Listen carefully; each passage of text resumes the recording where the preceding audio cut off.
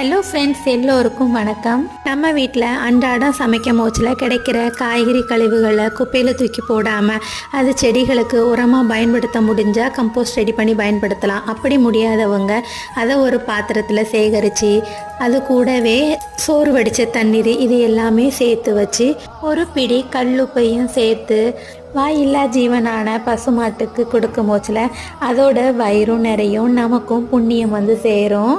பெரும்பாலும் நாய்களுக்கு சாப்பாடு கொடுக்குற அளவுக்கு பசுமாட்டுக்கு யாரும் தண்ணி வைக்கிறது இல்லை. அது ஏனோ மத அடிப்படையில் பிரிச்சுட்டாங்களோ என்னவோன்னு தோணுது. அப்படி நினைக்காம அது ஒரு ஜீவனாக நினச்சி அதுக்கு இனிமேல் பசியார நம்மளால் முடிஞ்ச உணவு கொடுப்போம்.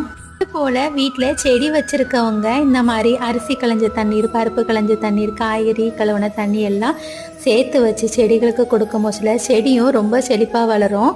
தண்ணியும் நமக்கு வீணாக போகாது. ட்ரை பண்ணி பாருங்கள். பிடிச்சிருந்தா லைக் பண்ணுங்க.